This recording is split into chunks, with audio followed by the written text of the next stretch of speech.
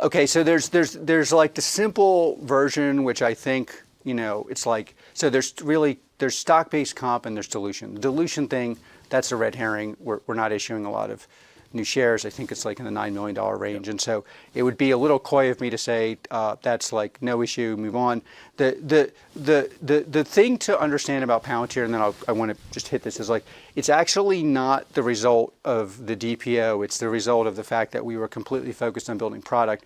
We had no earthly idea we were going to DPO till like right before we did it. And so most companies are, quite frankly, built so that when analysts look at it, the primary customer of most software companies is not the client, it's the software analyst.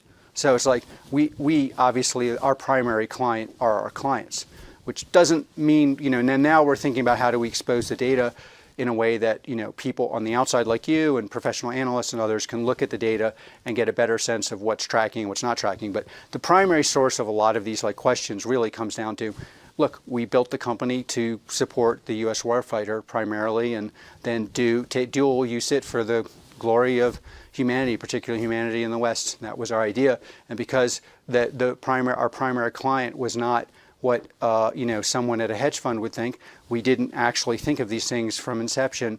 And so now there's a process of normalization. You're going to see that in going forward on these calls. It's like, how do you normalize? How do you provide data that people can look at? How do you provide data that people can understand, that they're used to seeing, while simultaneously staying true to what our mission is? It's like our primary clients are the people we're serving. We're in full line with them, and that's why we survive. Even with the nascent sales force, you can get things to double, which is insane. So then you get to stock-based comp, which is like, okay, so there's two parts of it. Of course, IRI people kind of don't want me to do any kind of forward-looking math, but if you're smart enough to invest in Palantir, you're smart enough to figure out there's essentially there's the how are we comping people, and there will be a normalization that will get us into a range where you would see in a software company within the next 18 months, latest 2 years. But there's essentially, and that's going to take a little time. It is going to happen because it's also very much linked to another question, which is how do you actually run the company so it's profitable someday on a GAAP basis, not stripping out comp, and that is also within eyesight. And those are goals for Palantir because same reason we have no debt, same reason we have $2.3 billion on our balance sheet. This is a company built for bad times.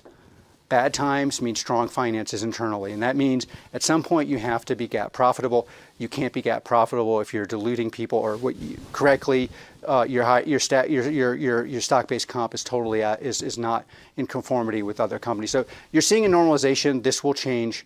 It will change in the relatively near future. It'll be linked to other things that we believe are important for Palantir, like having a company that thrives in bad times. And bad times are very good for Palantir because we build products that are robust, that are built for danger, and then the finances internally are actually built for bad times.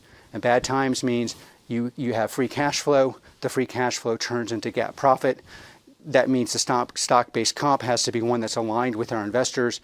Also because that's basically, it's part of a little bit longer philosophical narrative, but like if software is the only moat, then value and growth shares have to be evaluated in terms of their value. Value only exists if you can actually get a tech moat, call it, maybe it's something besides, and growth only exists if you build a company that is where the technology is strong enough, the business fundamentals are strong enough that the free cash flow actually turns into GAAP profitability, and that's linked to stock-based comp. So this is a priority both because you care, but also, quite frankly, because it is the health of our company, which we care a lot about.